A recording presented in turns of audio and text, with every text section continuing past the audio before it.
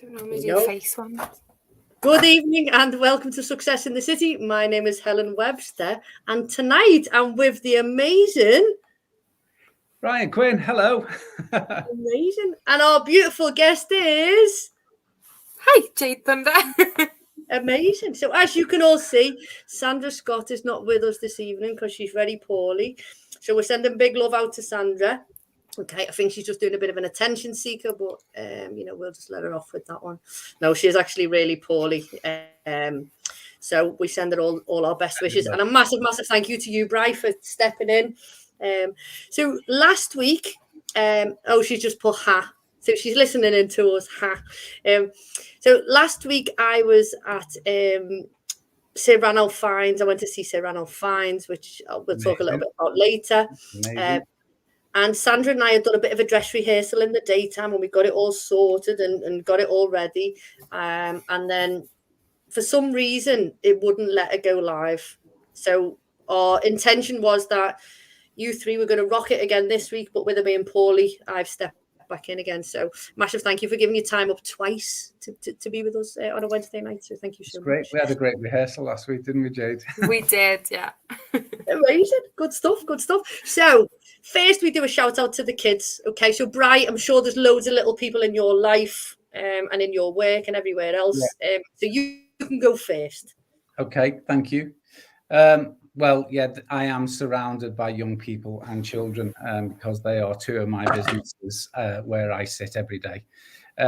So I'm just going to say a little man called Min and leave it at that because he really has inspired me over the last week. He's amazing. Oh, lovely. I love that. And Jade, any little people? Not that come to mind, no. Maybe my nieces, actually. They're quite young still, and they're always texting me things, like really positive things. So probably them. A little shout out to them. Nice, yes. Yeah. Lovely shout out to the little people. So I've got lots of little people who, again, like Bri, we've got some little people and some young people who are not so little.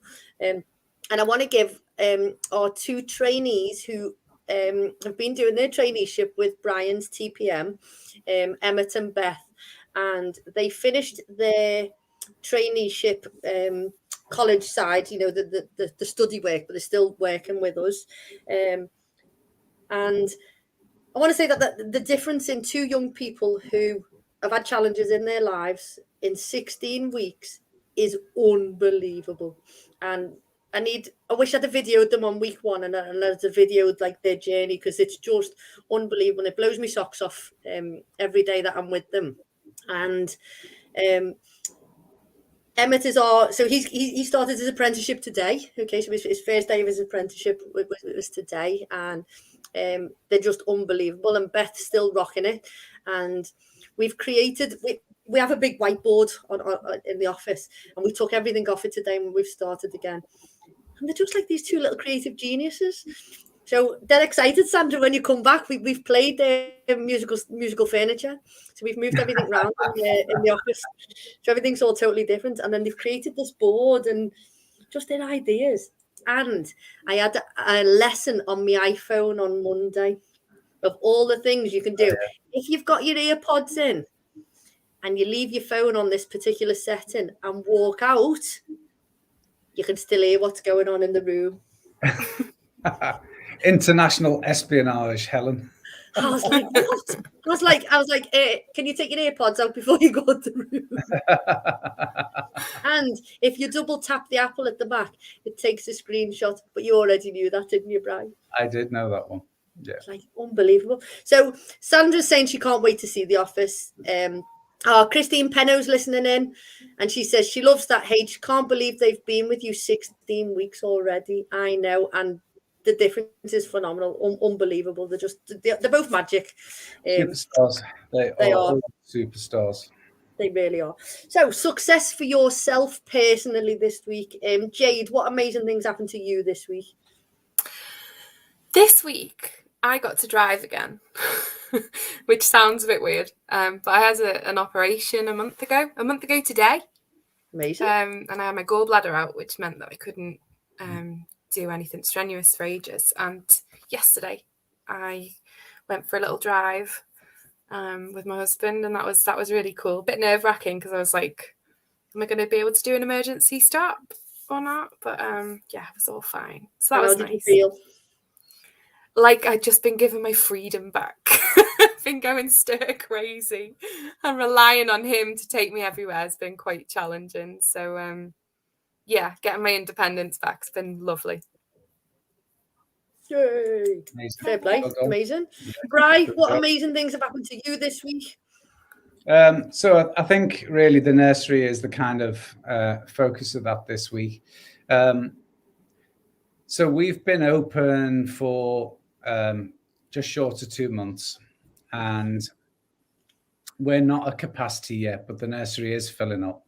There's amazing little people in there, and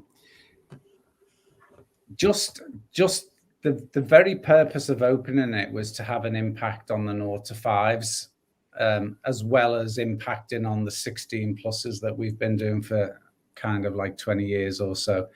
And seeing the growth in the little ones just in the matter of weeks and months is just incredible. It's so inspirational. And I'm very fortunate because I'm the owner. I can get to go in there and say hi to them. And obviously they get to know you by name, and just that overwhelming, unconditional kind of love and welcome when you go in the space, you know, and they go, hi, Bri, or hi, Brian, and some of them high five, and all of their little beautiful idiosyncrasies and the just loveliness and the amazing team that care for them. Yeah, so it's very successful. Thank you. Brilliant. How about you, Hal? And well, I love walking past the nursery because it's on our way into work, because Bri's on one side of the building, we're on the other side of the building. And when I walk through and you just see the little people playing, it's just amazing. Yeah. And it's an amazing setup. So anyone who's got little people who works in the Baltic, you need to put them in Bri's place. So I've had loads of things go on this past. So last week I went to see Sir Ranulph Fiennes, and he did a talk about, you know, his life and everything like that. And you could have heard a pin drop. He was like, everybody was just like, what? He's an absolute nutter. He's an absolute nutter. A real life action man, absolute nutter, but amazing, absolutely cool. And then Monday we took Lou to Manchester. We took it to Old Trafford and we did a bit of an exhibition there. And Emmett came with me because Sandra was poorly. So he's our apprentice, and he came and absolutely nailed life again, you know. And 16 years of age, didn't really want to speak to anybody, you know, sort of 16 weeks ago. And with the support of TPM and, you know, the traineeship program that he's been on, was just, I wish somebody had followed us with a secret camera, because he was engaging with people. He went off and spoke to loads of people. He shared lots of his own stories of things that had happened, because, you know, there was people coming over and saying, oh, this has happened and that's happened. And he was going, well, I was like that when I was in year 8. He said, and look at me now. And I was like, what? Look at you now, you know. But was really open and honest. And it was just beautiful to see, you know, that this young person has just turned into this amazing person, you know. And he's just rocking life at the moment. So I would say, seeing him the way he is my success of the week, if that makes sense. Mate. Yeah. So Sandra's put in her success this week. Sandra's success is she got through to Virgin Atlantic after 1 hour and 56 minutes on hold.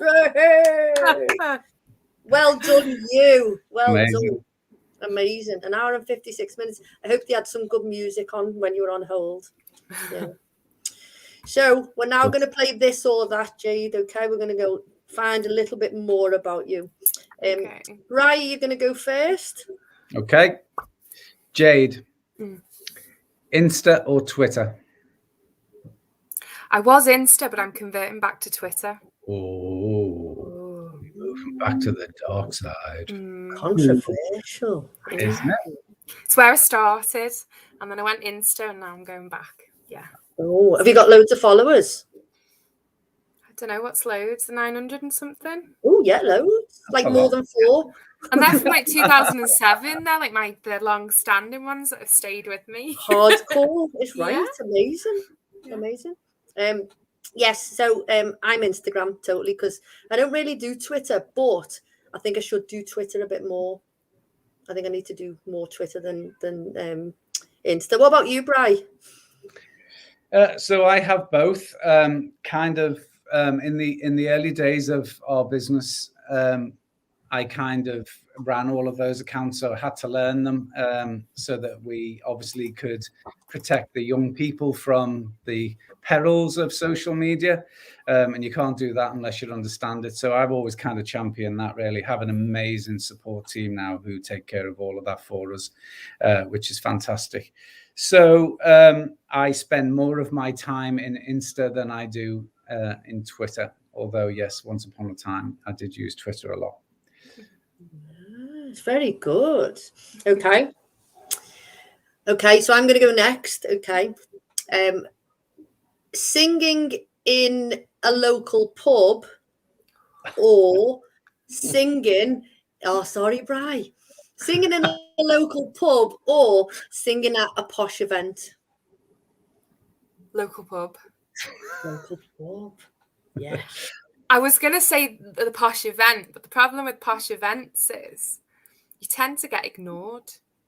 And it's not that you're not being appreciated in that moment, because you could be at a networking event or a wedding even. It's not that no one's listening. It's just that they're not going to sit and clap because they're catching up with everybody and they're there to do, you know, to network and to chat to people. So you have to accept that you're not going to get any of that instant gratification for your performance.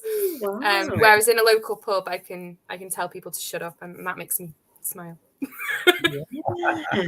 I would have thought in a local pub people would talk more than not in an event. They do, but then I just shout to them and say, "I'm sorry, am I interrupting listening in, you?" love. Yeah. They What join about in you, then. Bri, if you were a performer? If I was a performer, yeah, I think I'd probably go with Jade, really, in a pub, because I'd probably enjoy the crack and the interaction. But of course, no one has ever seen or heard me sing publicly anywhere since I was about 7. You can join mine and Scotty's band. Yeah, people would never speak to me again if I got up and performed. But many people have tried. You can join mine. So Sandra and I are both shocking at singing, like really, really bad. But we've now decided, Sandra just put defo, but we've decided that Sandra and I are going to nail a duet. We're going to go to singing lessons and nail a duet. We're now going to nail a trio, Bri. Okay. Well, actually, I know someone who can probably try and help us. Amazing. She's a vocal coach, and she has an amazing singing group. So, yeah. We'll have to do it in secret, though. We can't tell anyone. No. So Sandra's put, you can come to our lessons and we can have a trio. Yay! Is right. Amazing. We'll get. Can I be the tambourine player then? Yes, 100%. Yeah. All the spoons, the maracas, anything. The more Triangle. the merrier. Yes, indeed. So I'd probably go for a boozer as well. But I was talking to when we had that's a fact. What's his name? Wild Humphrey. Wild Humphrey on, and he does all these factual things about dates and stuff. Amazing. His mind is like phenomenal. Yeah. And I said to him, do you prefer to be in a working man's club or an after dinner sort of speaker type thing? And he came back and he said, after 11 o'clock. And after dinner speech, like a posh do, becomes a working man's club. And I was like, fair play to him. It does, doesn't it? It does. Everyone's balloons. Yeah. Ties start going around the top of their head. The top buttons are undone. Yeah. The girls' shoes come off. Scraggly, yeah. Yeah. So I was like, yeah, cool. Christine Penman said she's got a venue for us to sing. We can go to Fletcher's. It's getting like Brian's like that now. No. Feel a Christmas party coming on for you guys. Stop. Go on, Brian. Your My question. turn. Jade, red or white? Red. Wine, obviously. Red. I knew exactly what you meant. Red. I can't bear white wine. Apart from bubbles, I love Prosecco or champagne, but white is no. Yeah, me too. I love red wine, but I do like a really dry white wine. Cool. Prosecco. Really, when I have Prosecco, it's got to be really dry. So Yeah. I could see that. Yeah. it's got to be like a But proper dry, wine. Yeah. Okay. And you're red all the way, Bri? I like both, but yeah, red is my preference. Yeah, definitely. And spent lots of time sampling loads of gorgeous reds in Spain. Oh, Devoed, nice. gutted, what a terrible thing to have to do. Shopping. And Argentina. Ooh, lovely. Oh, amazing. Okay. Love a Malbec. Yeah. Yeah, Oh, I had a yeah. little cheeky Malbec on for Saturday night, which was very nice. Early bird or night owl, Jade? Night owl. I don't understand early birds. It freaks me out a little bit. I go to bed. So seriously, I generally go to bed between 2 and 3, and I think that's just because of my performing, gigging. You know, you come home at 1, you can't just go to sleep. You've got to wind down. It takes a couple of hours. So between 2 and 3, I generally fall asleep. And my husband's a chef, and he gets up at 5. So we are literally passing ships in the night, which is why we're still married. Yeah. I made it through lockdown. Yeah. You only spent them 2 hours in the middle of the day together. Yeah, that's it. Yeah, Amazing. That's the trick. So yeah. What about you, Bri? Same, night owl, always have been, always will be. Of course, the truth is there's been times in my life when my work and interests have meant that I've had to do very, very early morning. So when I work for British Airways, for example, you know, sometimes you have to get up at 2 in the morning, wherever you are in the world, and, you know, begin the day. And that is just horrendous. So, yeah, but there's something about late night for me. Me and my busy friend Suzanne call it flouting the rules. So we open another bottle at like midnight, you know. That's me and my apple cart. Amazing. Nice. And I was like you, Jade, so I used to run pubs. So I was a massive night owl. I used to sort of wake up, you know, after sort of 10 o'clock at night was my party time then. And again, you know, you'd lock the pub up and then, you know, you wouldn't just go to sleep. So Prisoner Cell Block H was like one of my favourite programmes because it was the thing that was on at like 1:30 in the morning, you know, when the walls used to wobble and everything. But now, I would say in the past 3 or 4 years, I'm now more of an early bird now. So I teach at like 6 o'clock in the morning, and I love it. You know, I love getting up and I love seeing the sun. I used to love the sunset. I love the sunrise now. So I think I'm more of an early bird now, which is really unusual. And if I'd have told my mum that when I was like 15, 16 and could do 48 hours sleep, and she'd never have believed that I'd get up. You know what I mean? So yeah, I'm an early bird now, I would say. Yeah. Go on, Bri. Okay. Jade, cheese board or pudding? Oh my God, don't do that. Both. Oh gosh. Okay. Seriously. I don't know. Oh my God.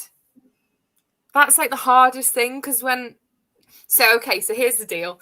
When I look for a pudding, it's got to be apple pie and custard or a variation of, so apple and rhubarb, crumble, whatever, but it's got to be apple and custard. And it has to be the proper yellow custard. I don't want this vanilla gourmet custard that my husband beautifully makes. I don't want it. I want the tin of ambrosia custard. Yes. So it's got to be that. If that's not on the menu, I will not substitute it for like sticky toffee or anything. I don't want that. So I will have a cheese board. Okay. That's exactly what my husband would say. Exactly that. Really? Yeah. Wow. And he'd probably just pick off my cheese board, but he'd be looking for apple floating in a sea of custard. Yeah. Yes. Yes. Yeah. Wow. All the cheese and the smellier the better for the cheese as well. No. It's got to be like stinking, can smell it a mile away. Help. Wow. Yeah, no. I'll put in 100 million %. 1 million %. Yeah. And it's like, yeah, anything with custard or cake or, yeah. But apple pie is beautiful, but if you've got like a sticky toffee pudding or something, then yeah, well into all that. 100%. So I'm cheese board all the way. So that's because of your wine, though. It is. Yeah. It so is. They, you know, yeah, I'm looking to carry on with the wine with something to make that even more of an experience. So, and pudding is always like sweet and sugary, and I don't know, just shuts it all down for me. But so You have a dessert stomach, so it's okay. That's So funny. if you Google, have you got a dessert stomach? A little diagram comes up, and it's got the stomach, and it's got a little bit in it, and it's got like, so there's a meme, and it's actually got a little bit which is a dessert stomach. So people were coming to my session, they're like, and I was like, oh yeah, I said, but it's okay, so you've got a dessert stomach. So I said, you're okay, you can have it, and I showed them this like meme. And I had these people actually believing that we had such a thing. It was amazing. It was just quality. I was like, hey. Had the pudding today though, saying all of that, but it was in the middle of the afternoon and it wrecked me. Yeah, I felt really sluggish all afternoon. Oh, yeah. We went to teach in school last week, and we had school dinners, which was boss, and they had their Arctic roll. And I was like, and Emmett was like looking at it, and I was going, mate, it's just cake and ice cream, but in a different shape. And he was going, I went, just try it. I said, please just have a little try. And he was like sniffing it and licking it and all that sort of. Like, mate, just have a little tiny bit. And he went like that. And he went, it's all right, that. Do you reckon they'll get seconds? I went, yeah, go and get them. That's brilliant. So yeah, I'm 100%. What's your last one, mate? My last one is musicals or sci-fi. You can't ask me that either. No. Oh my god. They're like my two favourite things to watch. Oh my god. Okay. Sci-fi. Oh, I'm shocked. That's today though. Tomorrow it could be musicals. Like, it's a bit like the pudding and the cheese. It really depends on the day. Yeah. And What's what the weather like outside? Yeah, and if I'm having a bottle of red, well, I fancy a cheese board instead, and if I'm not drinking and I'm just on the lemonade, then I'll have a pudding. So it's the same with sci-fi or musicals. If I'm feeling really energized, then I want to watch a musical because I want to sing along with Gene Kelly and everyone. But generally at the moment, I'm very sci-fi. Sci-fi. Cool. Yes. What about you, Bri? Sci-fi all the way. Really? Dead easy choice. I love sci-fi. So I grew up wanting to live in a room on the Starship Enterprise and stuff like that. Yeah. Can you do that? Yeah. Can you do it both? I practiced that when I was 7. I love it. But my favorite all-time movie is Blade Runner. Is it? What did you think of the new remake of it? Yeah, it's Wow. Just remakes are difficult. Amazing. But I do love a good musical, mate. No one so Scotty's listening and he says musicals. Yeah, musicals 100%. Scotty says I'm 100% musicals. I love sci-fi and stuff like that, but 100% musicals for me as well. Yeah, you can't beat a good musical.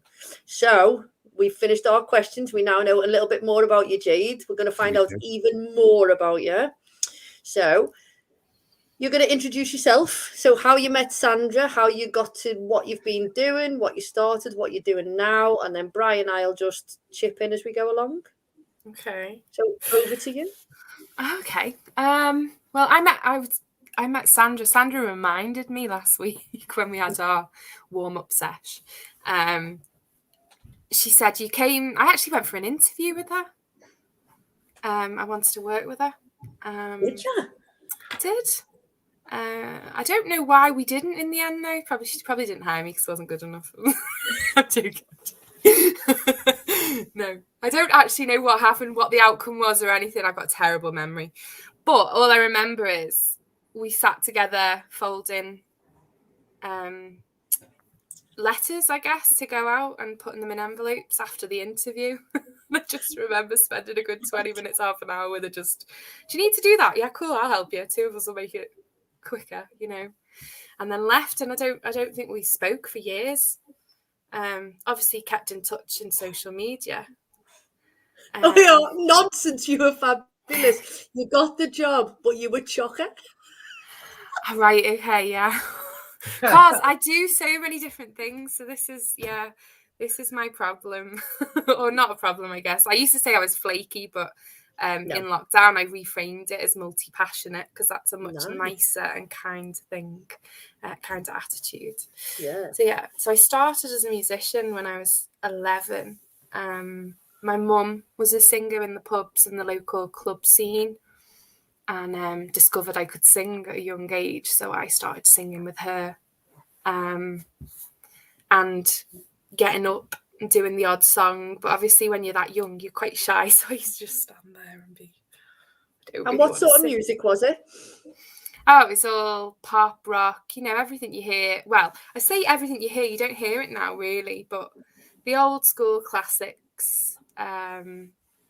Although my stuff was Britney, Christina, because that's what I wanted to sing. Natalie Imbruglia, Anastasia. So it gives you the ear. It was like sort of late 90s. Yeah. And then we gigged for years. And by the time I was leaving school, we were doing 5 nights a week, which was great. Just a huge experience in itself, to be able to have conversations with adults and not feel intimidated or, hold your own at 15, 16. That was quite kind of cool. So was that you and your mum singing together then, or yeah, separately? Okay, cool. That was a duo. We were next of kin. Nice. Yeah. And then when I got to 17, she fell sick. She's got an autoimmune disease that basically floored her, and she was housebound. She's housebound pretty much, and still is to the, this time on. So she got sick, and so I went on my own, playing guitar and singing, developing my confidence as I'm playing, and then sort of 17 years later, I'm still doing it. Amazing. So what musical instruments do you play? Oh gosh, I started on the piano, then I learned the guitar and bass. I could play flute and clarinet and a bit of saxophone, a bit of drums. Get in. Bit of everything. You do them all at once, like with one of them packs on your back and all that? I wish. It would be good, wouldn't it? I've always wanted to go on that, but I've never done it. Yeah. I think so when you started, just think it's amazing that anyone can play the piano. I think it's phenomenal. I wouldn't say I was a pianist, because that would be an insult to actual, people who've done the grades and actually studied it. I just have a natural ear for music, and once I learn the chord shapes, I'm a visual person. So if I watch somebody play something, I will then replicate it and go, oh, that sounds good. Oh, so I'm more of, I wouldn't say I was a pianist. I can play. So if you give me a song and tell me what key it's in, I can generally find my way, but that's just by playing by ear. That's not, I can't read music. I don't know any theory. I don't want to either, because I think you start limiting yourself, don't you? I'm so free at the moment. I quite like the hippie attitude towards it. Yeah, and you can take off, can't you, and do what you want to do and stuff. You haven't got to be sort of like, following somebody else's rhythms and things like that. You just sort of like rock it yourself, can't you? By doing yeah, that. It's interesting you say that, because one of the shows that I do now is a Joni Mitchell tribute to, and the drummer said he was playing in a really fancy timing, sort of, I don't know, 6:18, or that's probably totally wrong, but it was a really, really strange timing. But I am playing something completely different over the top to keep myself in time. And he said it works beautifully, but it's not something that people would write or people would hear normally. So it was just really interesting, because I'm blurring these like timing signatures that shouldn't fit, but they do. Cool. Yeah, Amazing. so it does give me a load of freedom. Brilliant. So during lockdown, when you weren't able to gig and stuff like that, what happened then? So I started, I've always been writing music since I was younger, like poetry mainly, and then just sitting with a guitar and putting a tune to it. And I always said I wanted to write an album, but you get so busy. Like before lockdown, I was gigging 6 nights a week, sometimes doing 3 gigs a day. It's like, it was really intense. So I just started to write the album I always wanted to write. which was really nice. And I ended up writing 3. Oh. so I've got loads of stuff to be going on with now. Wow. So what's the title of the album? It's called Alchemy. Oh, nice. Yeah, which I found out that it's actually a Kate Bush album as well, and I didn't know. Alchemy, but that's okay. I'm okay with that. I'm sure Kate won't mind. I don't think she'll mind. Yeah. So the album's basically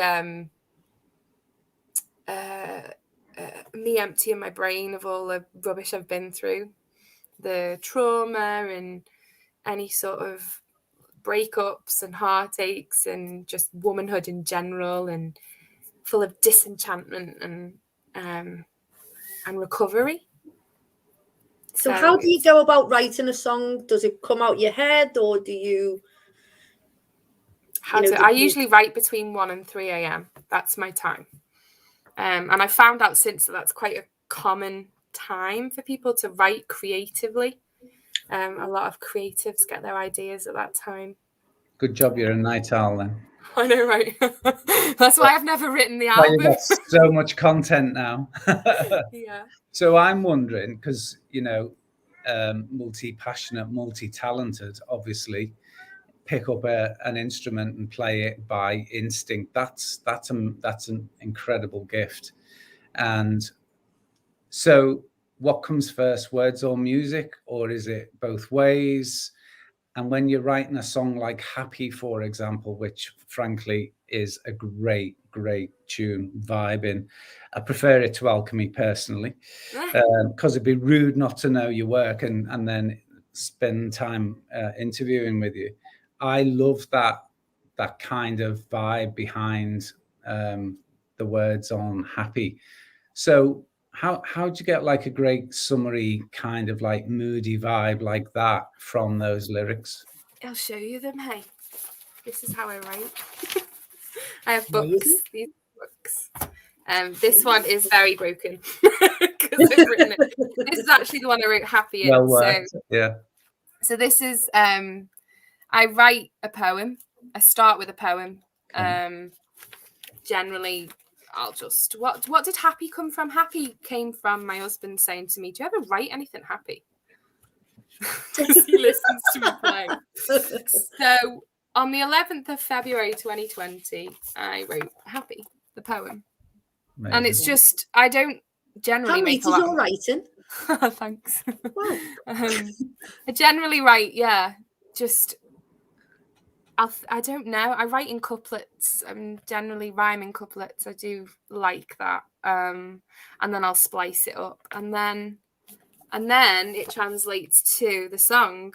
So I'll use the bass sort of the paragraphs, and then just translate it. So I'll think of a tune to go with it, and then once I'm happy with the flow of the words and it all coming together, I'll then sort of splice them, because sometimes you could write a really lovely sentence but it actually doesn't translate to singing it, and so you have to drop the ands and drop the and cut things and shorten words. Instead of want to, it's wanna, and and then before you know it, you've written a song. I don't really think about it.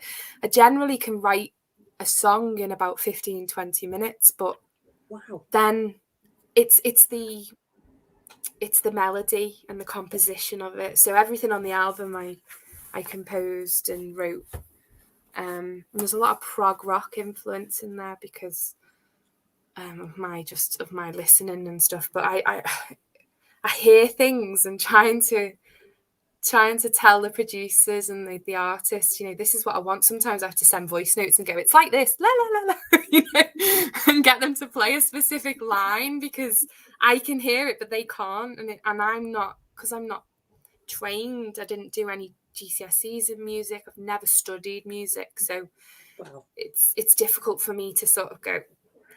So now I've found GarageBand on my little MacBook. I've started doing bass lines and drums, and I've got a keyboard now, and I can do like a rough demo. So when I take it to the studio, it's kind of like, this is it ish. Let's expand on it.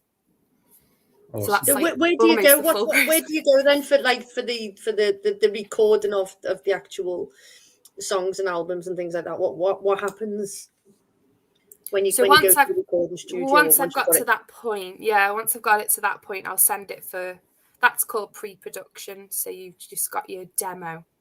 So that's pre-production, and I'll take it to, this time I took it to a couple of studios and said, do you want to take the project on? Because I'm never so full of myself to think that they would say yes just because they want to take my money. You know, they've got to be invested in this project just as much as me, because we're going to be spending a lot of time together. And if they don't gel with me and they don't get me and they don't understand what I'm after, I'm not going to work with them. And it's not a personal thing, really. It's just I need to get the best out of this.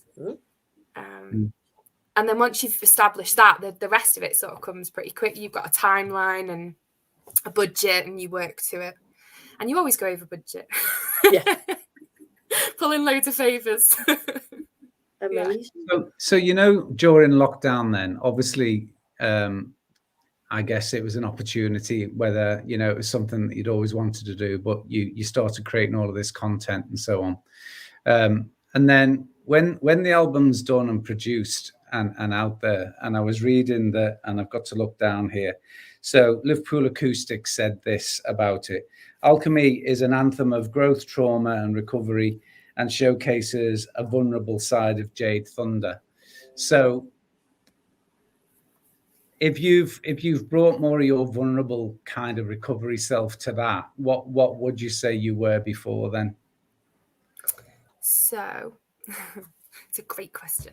I love these. No, what a questions. question. Thanks, Brian. Firstly, thank you for listening to them. No, mate, honestly, I know it sounds really silly, but no, they're both great tracks. And Happy's been playing in here all evening. That makes me want to cry. I'm so happy. Thank you. So you have to say the question again. I'm so happy.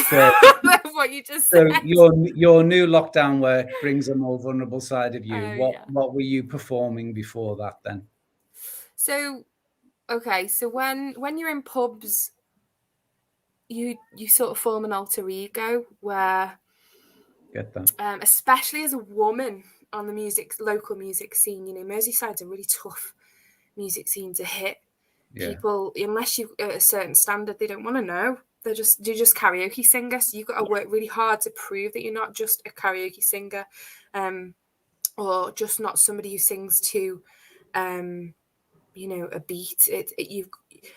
Even like my mum was somebody. She would always say she was like I just sang to backing tracks, which is the definition of a karaoke singer, right? But she brought the performance element to it and morphed into this really strong, empowered woman on stage that you wouldn't actually say anything because she would tell you to shut up. And I learned really early on from her how to sort of command a room, but it wasn't me, because I'm still that 11-year-old girl who's really shy and doesn't really want to sing to anybody in the room.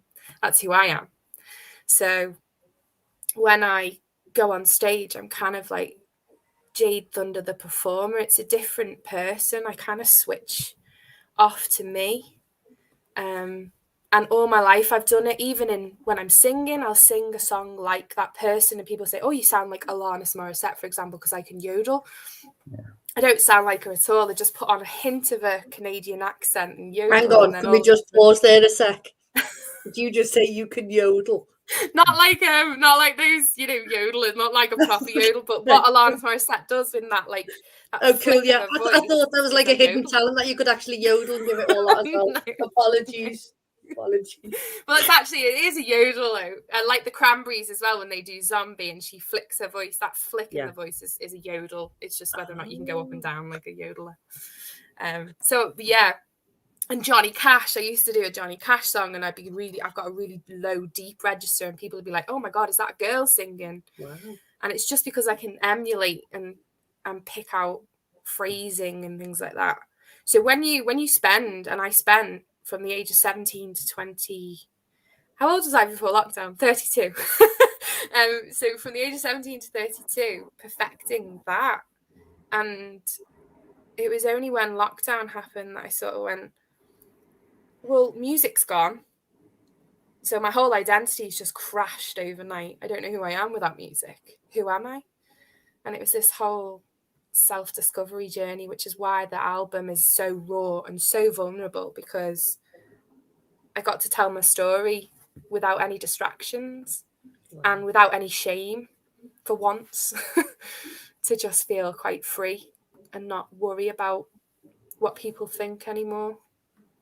That's amazingly powerful. Yeah, I still panic a little because obviously when you're the cover artist, you need to be liked by everybody in order to gain the following. And then when you suddenly go, but I am an original artist too, you're opening yourself up to that criticism and that world of it's not constructive anymore, because it'll always be a personal attack, and you've really got to learn how to take it. And I haven't quite mastered that yet, but it's a work in progress, so it's okay. Amazing. Sounds pretty good though. Sounding pretty good. Thanks. So where can we find all the albums? Because I'm going to type it into our chat bar. So if people are listening, we'll put it on our page of where people can access your music. My website has got everything on it, jadethunder.com. And that is my real name, before anyone asks. So it's www.jadethunder.com. Okay, I'm just going to put that in. That's why I married him.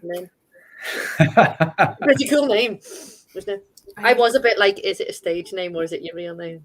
Everyone asks me if it's my stage name, and obviously, yeah, you would think it is a stage name, but no. I remember the night we met and I was like, no, that's not your name. And before I even finished saying that, he had his driving license out, proving it. I was like, dude, I'm adding you on Facebook. Yeah, you'll be my husband. It's a cool name. Yeah. It's a cool name. That's a pretty clear affirmation, that. Yeah. Well, a quick side step, but the night we met, I was playing The Chain by Fleetwood Mac. I just put my guitar down to take a break, and at the time I was a smoker, and I went over to the bar to roll a cigarette. I was on rollies, obviously, a musician, can't afford anything else. And as I got to the bar, I noticed his bright blue eyes, and I went, wow, your eyes are amazing, will you marry me? And he looked me up and down and went, yeah, right, what you drinking? And we were engaged 6 months later and married 6 months after that. Yeah. And how long ago was that? We met in 2015, so 6 years. Yeah. Cool. There's a little sidestep. Sorry. No, that's a cool little sidestep. We love that. That's amazing. Yeah.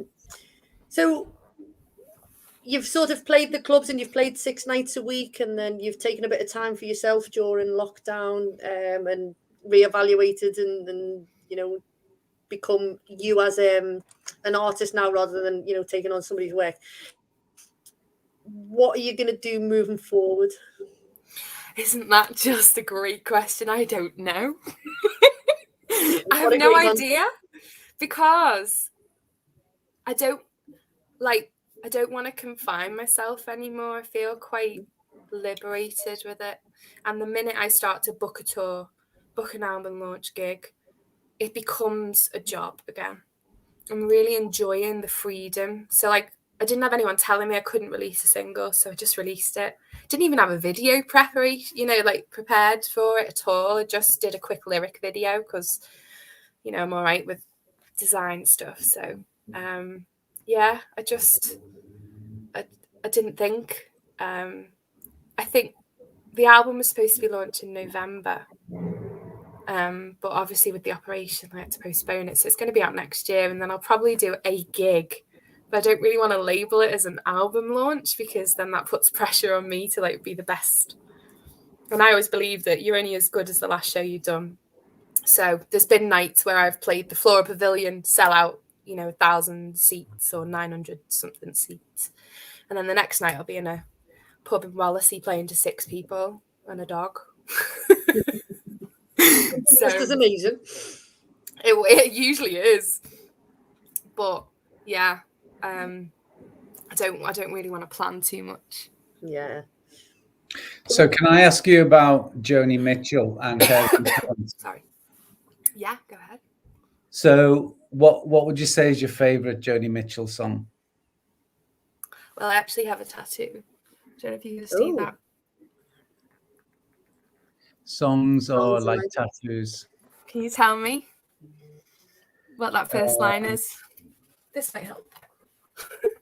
I don't know if you can see that. It's got my ring light in it. Look at that. Can't see.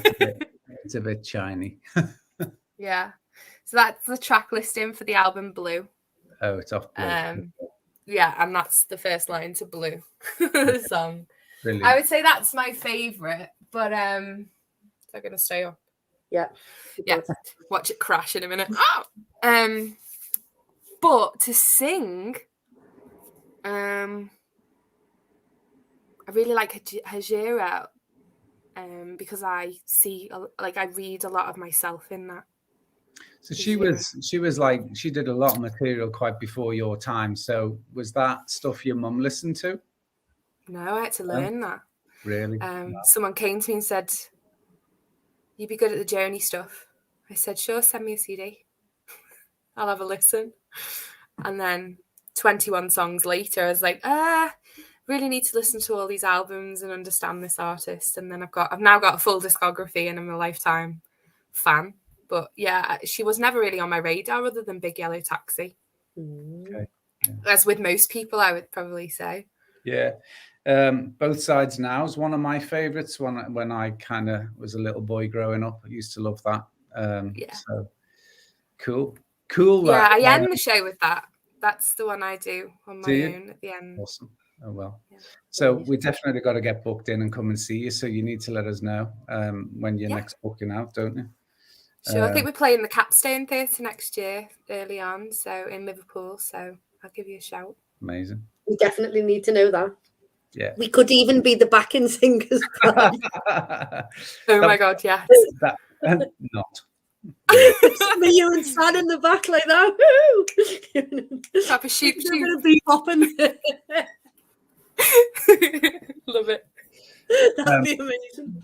But I think it's amazing that artists from 30, 40, 50 years ago or whatever kind of still influence new modern music makers, because I love all of those kind of 60s vibes. There's bits of Mama Cass, there's bits of Janis Joplin, and I love all of that. So and I think it brings an immediate connection. I think that's great that those people and their music and people still find it. I always like that when when you're at a disco or something and you've got a really young person playing amazing music from 40 years ago and like, who gave you this? And the natural assumption is it's parentage, but it's not. Often it's not. I remember an amazing DJ in the Hilton at Liverpool playing stuff, that he just got into by going around record shops and going through the vinyls. Yeah, so, I mean, like my parents did play those sorts of songs, but you don't always take it on because my dad was a mod and my mum was a rocker, which was hard enough in itself. But they met on a lot of places, like Queen, Elton John, Stones, like people like that who are just timeless. David Bowie, however you say it. So yeah, but Joni was just a random sort of spin for me. Completely, just somebody I found along the way. And the album is you can hear the influence massively. I'm sure you can hear it in Alchemy, like the influence of Joni. But the album is very influenced by Pink Floyd as well, because my dad was huge. And then Led Zeppelin and Yes and Phil Collins and Genesis. So that's... Yeah, but you won't hear that in the music, if that makes sense. But the writing style and stuff like that is probably, that's where the influences come from.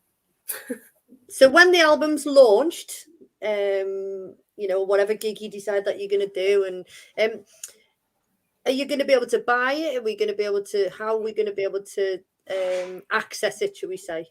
Can buy it off the website, right? Yeah, I think exclusively I'm going to do that to start with, because at the moment I put the singles up on the streaming platforms, and I don't know if you know, but lately there's been a lot of arguments to do with the fact that artists don't actually get any money for streaming. So I might have 2,000-3,000 streams in the first day of Alchemy, and then there's no revenue to show that. Even if you got like, there's nothing, so we don't get anything for it. So I thought for the album, I want people to have a physical copy anyway. So I'm going to put, I think I'm going to do 100 only to start with and just see how it goes. I'm really sort of underselling myself, aren't I? On what are you going to do it on? How are you going to, is it going to be CD? Is it going to be? Yeah, I think CD, because I wanted to do it on vinyl. But there's a vinyl shortage apparently, because people like Adele and Ed Sheeran and all the big ones are hogging it, and with with Brexit and all the politics that come with it, there's no imports and stuff, and it's really difficult for people to manufacture it at the moment. That was the latest I read. I could be like 3 months out of date with that information though. hopefully by this time next year, because when we opened our office, we've got a vinyl only office, so we only listen to vinyl in our office. So we bought a record player, we've got a vinyl, and then if people come to visit us, they can bring us records and things like that. And it's quite funny because Emmett's 16, and his mum and dad give him a load of vinyl, and he gave us some. And then my uncle Ron is 80 something or other, and he came last week and he gave me like these 20, and they were just like these amazing. And it's really funny because whoever comes in then goes and chooses vinyl and stuff.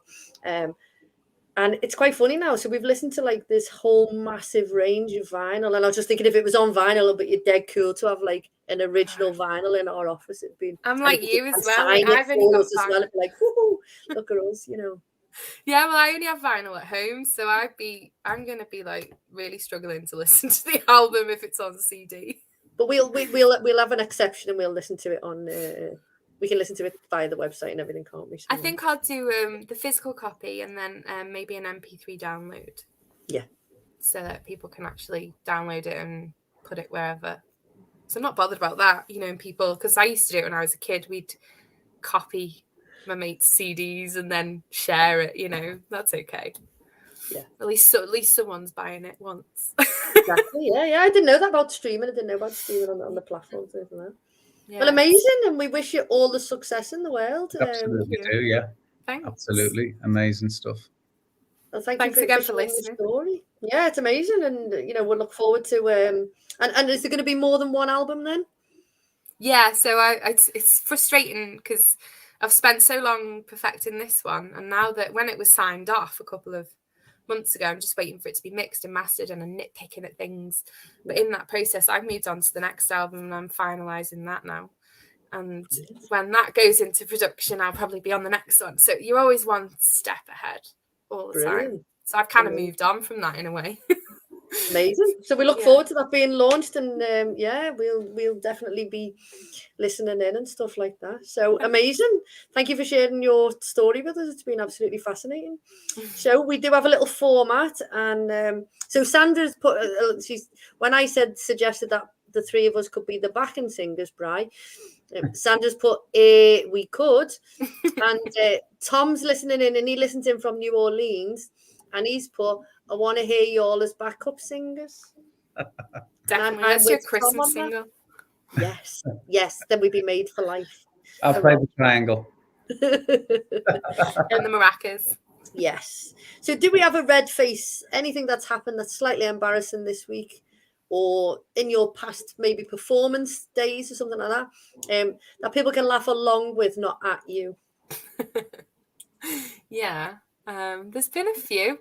Embarrassing. I've gone to sit down at a gig and missed the chair and hit the floor. That's happened a few times. Or you've got really excited and you sort of not headbutt the microphone, but something happens, somebody knocks the microphone and then it hits you in the face and then you're just bleeding from your mouth because you've lost a tooth or something. No, I haven't ever lost a tooth, but yeah. Embarrassing. What else? Oh gosh, there's probably loads. I know that the last weekend we did a Joni show, and because I wasn't fully recovered and I've not, my wounds were still a bit sore and tender. They said, "Oh, sit down." I've never really sat on a proper chair at a gig before. High stools, totally different. But to sit at a proper chair in a theatre gig was kind of surreal and a little embarrassing. Yeah. What about you, Bri? Any red faces to share?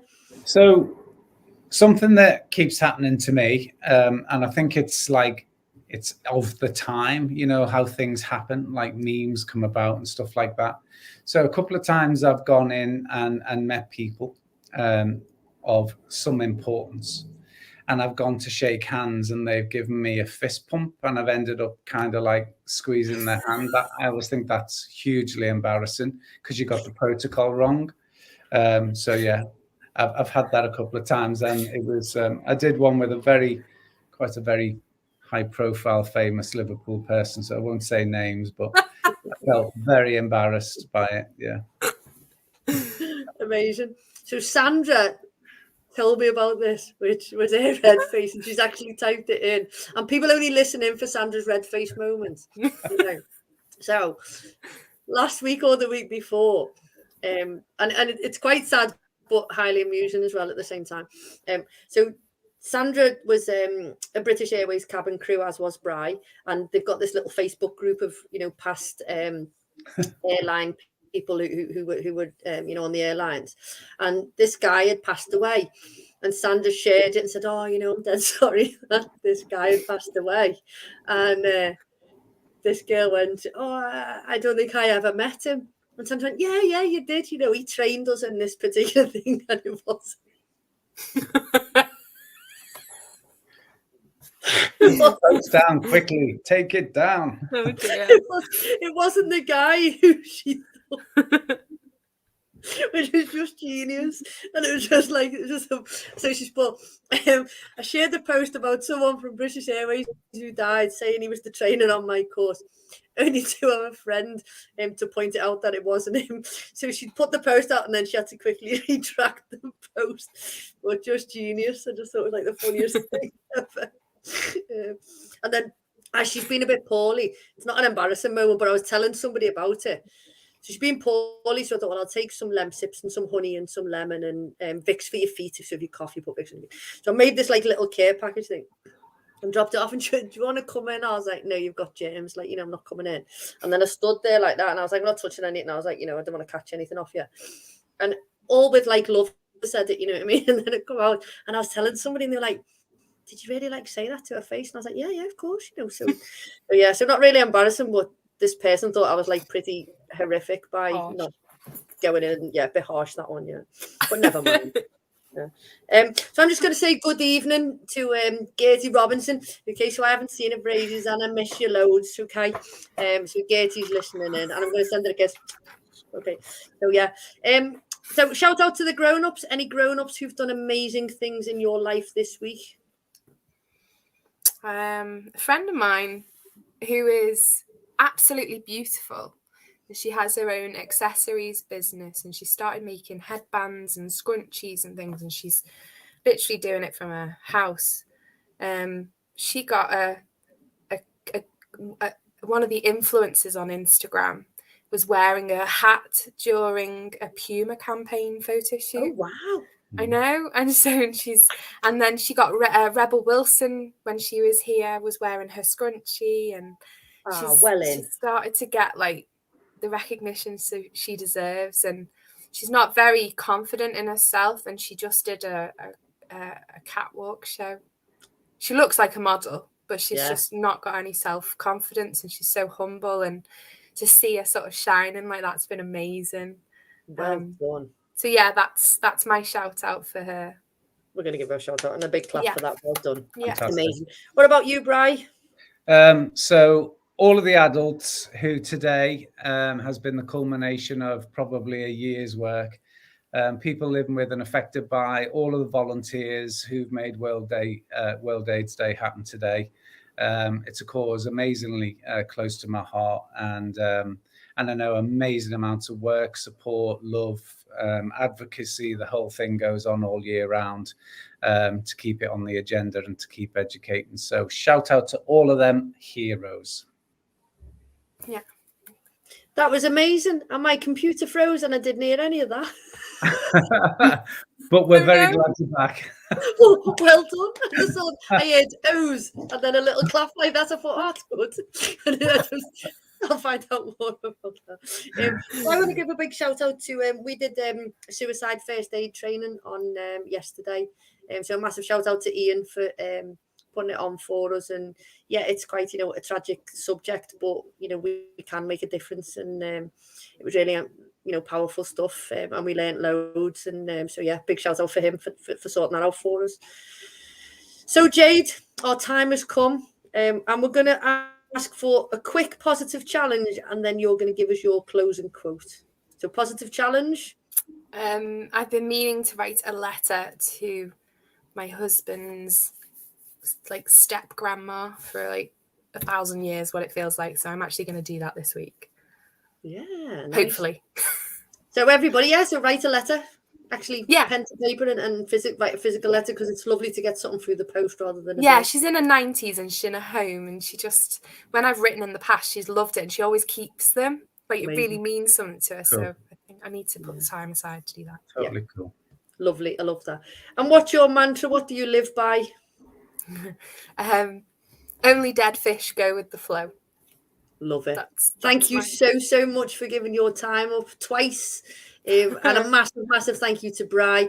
Sandra did say somewhere that Radio 4 would be getting you for interviewing. She's put something saying that. What did she put? Brian is a quality interviewer. Move over Radio 4. So there you go. Yeah. Massive thank you to you as well. Thank you, Jade.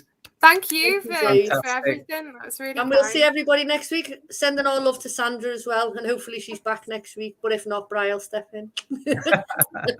Thank you very much, Jade. Speak soon. Thank Bye-bye. you. Bye-bye. Bye-bye. Thank you.